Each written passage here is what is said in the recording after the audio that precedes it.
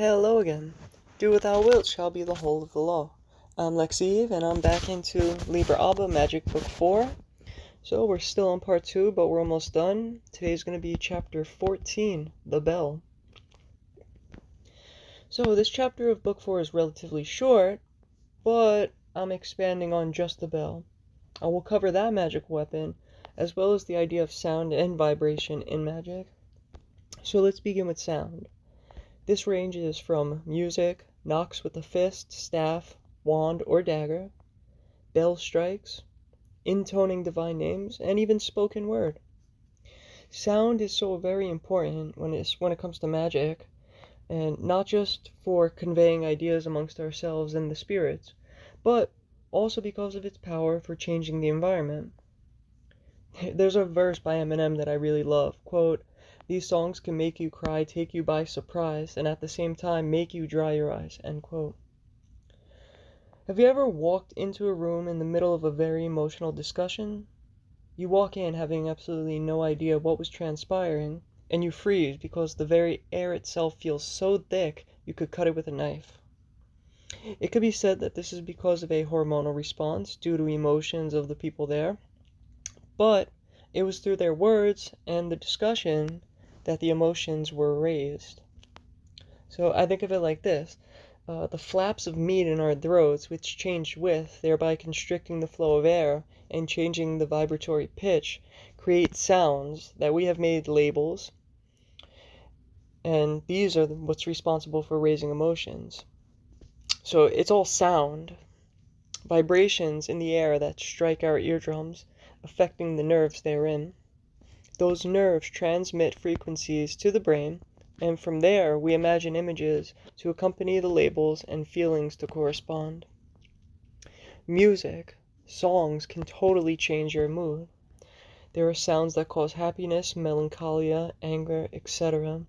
So already you could see sound has a lot of power over the mind. The spiritual realm works similarly. In the Complete Magician's Tables by Stephen Skinner, there are more than a handful of places on the Tree of Life where sounds are placed, as well as music and musicians of various types. I recall once seeing a column that placed correspondences for musical notes on the Tree of Life, but I just can't find it at present. So regardless, that may not mean much to those who have not studied music, but if you have, you could place each note, such as A sharp or G flat, on certain paths on the Tree of Life. And then, whilst intoning a divine name that corresponds with a certain planet or Sephiroth, you would then do best to raise the pitch of your intonation to the corresponding musical note while intoning that particular divine name. I myself have little to no background in studying music. So when it comes to intoning different names over the many years I've practiced, I've learned to do it however it feels right. So for instance, with the LBRP, when I call the angels to the quarters, the way I intone Raphael and the way I intone Uriel sound very different. Both have changed from when I began until now. Raphael is in the east, corresponding with air and Tefereth.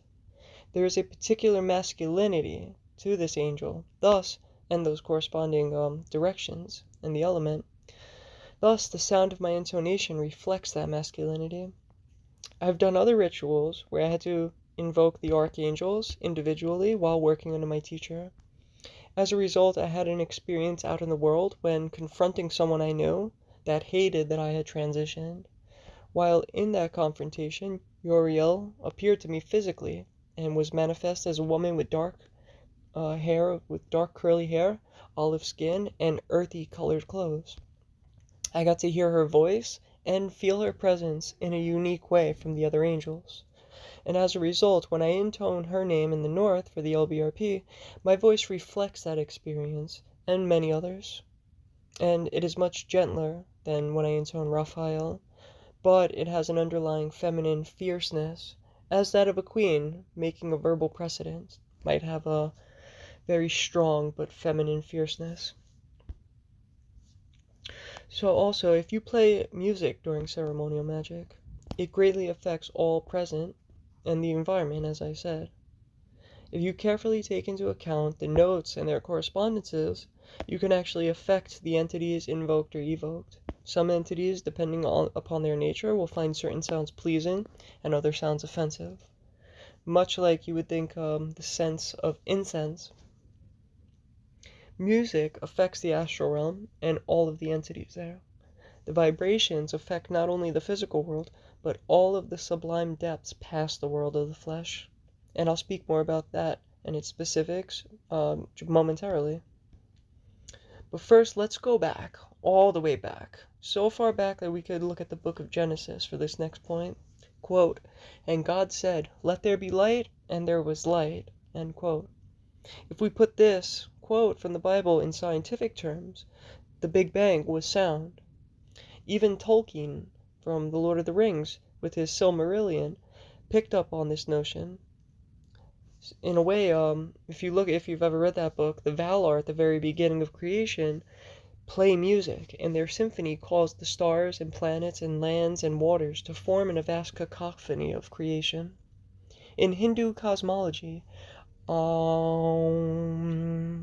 is a Biha mantra, or a sacred seed sound, which created all other sounds and vibrations in our universe.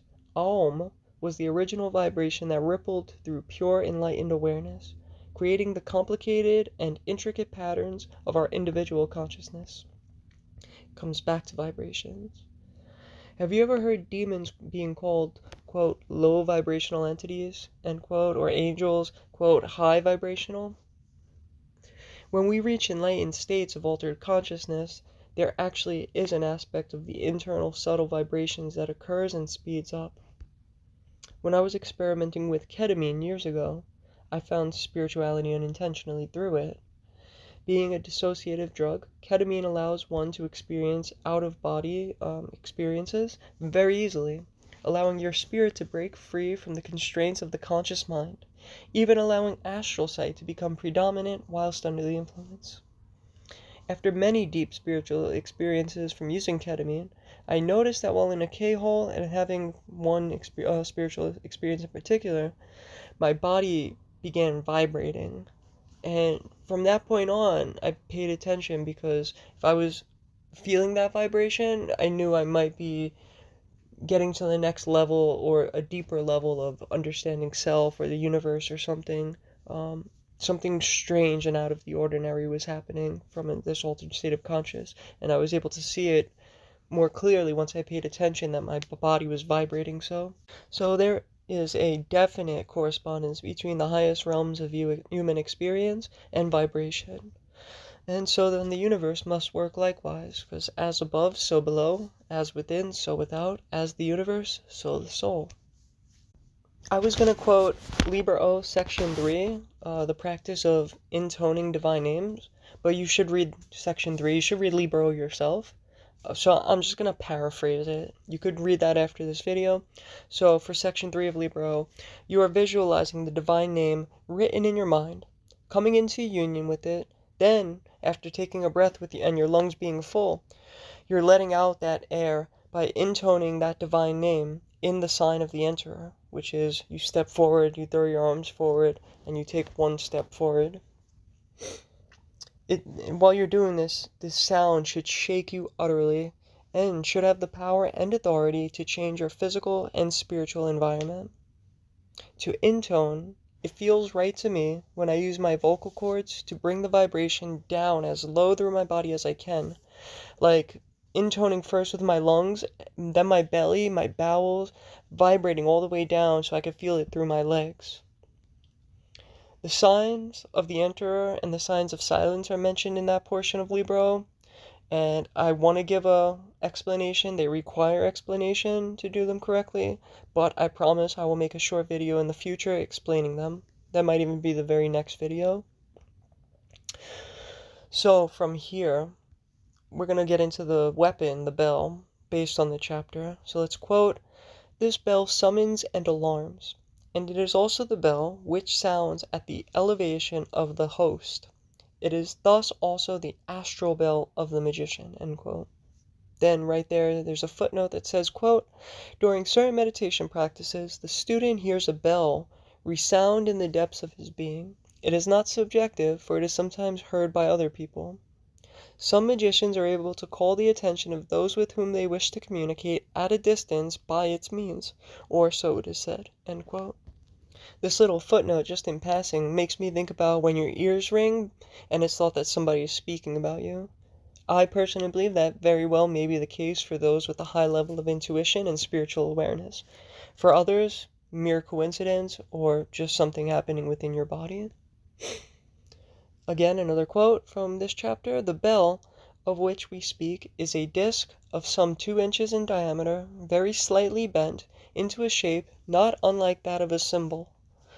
A hole in the center permits the passage of a short leather thong, by which it may be attached to a chain. At the other end of the chain is the striker, which in Tibet is usually made of human bone." End quote. Here is an image of my own magical bell that I use in ceremony. It's a Tibetan bell, and for its striker, I use a vajra that came with it. The vajra is the type of dagger, symbolic of the phallus. The vajra is the weapon of Indra, used to kill the ignorant and sinful. In other words, it is a tool of enlightenment, destroying their ignorance and replacing vice and stupidity with solar consciousness. Note that though the bell Crowley describes above is very specific, I don't believe that you have to get that one exactly. You need weapons that reflect who you are and your aspirations. Many magicians use a singing bowl instead of a bell. I've even seen a chime and wooden striker used. A chime, it's a thin aluminum rod attached to a wooden base that rings loud and sweetly when struck.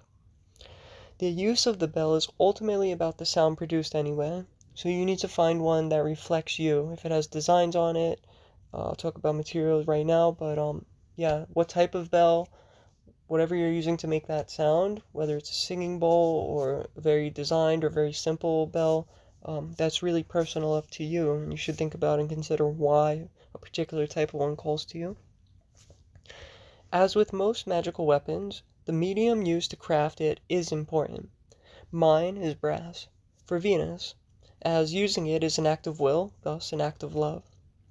Crowley writes that the one he is describing is, quote, "made of electrum magicum, an alloy of the 7 metals," end quote. To continue with the chapter, quote, "The sound of this bell is indescribably commanding, solemn, and majestic. Without even the minutest jar, its single notes tinkle fainter and fainter into silence. At the sound of this bell, the universe ceases for an indivisible moment of time, and attends to the will of the magician. Let him not interrupt the sound of this bell." End quote.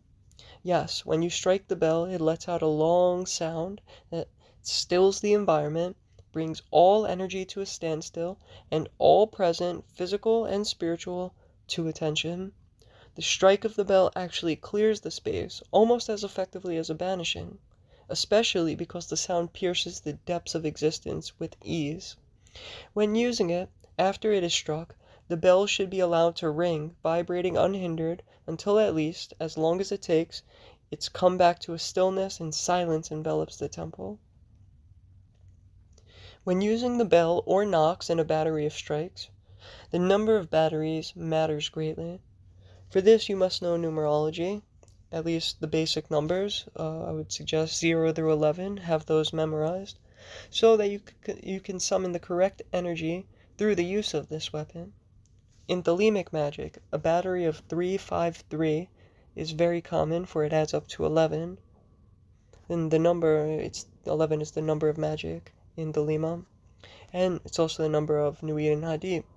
And it symbolizes 353 symbolizes the hexagram surrounding the pentagram, the union of the micro and macrocosm, man surrounded by the universe. You can use any amount of strikes, such as a total of 9 if you're doing moon workings, or 8 for Mercury workings, etc.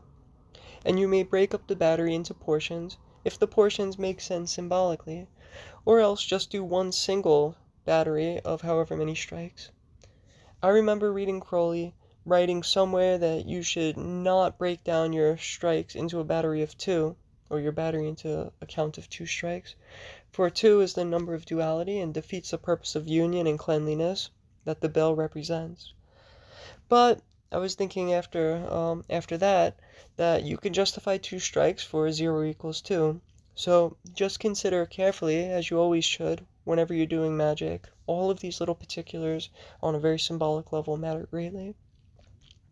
In the Mass of the Phoenix, the bell is wielded and struck a total of 44 times in batteries of 3-5-3. 44 is the number of Horus, which is 4 times 11, meaning magic in the worlds of the elements. In many rituals, at the very end, a single strike is made to officially end the ritual by clearing the space with sound. Also, and this stems from the Hermetic Order of the Golden Dawn, at the end of ceremonies when the officiant states Conch on Pax, Cops on Pect, Light, and Extension. After each single word, a knock is made. In my own group, the Congregation of the Lamp of Invisible Light, after the 9 knocks of Cops on Pax, the officiant states Tetelestai, meaning it is done, and gives one more single knock.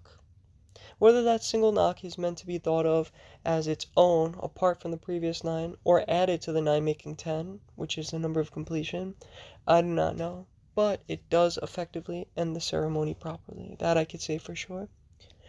Also, and this will be the very last thing, instead of doing 11 strikes, there have been times where I started a ceremonial ritual and I just opened with a single strike of a bell and let it silence, ring until it became silence again. So it's really up to you how you feel like using the bell given a particular situation. So I hope that this lecture has been helpful. Love is the law. Love under will. I'll catch you in the next one.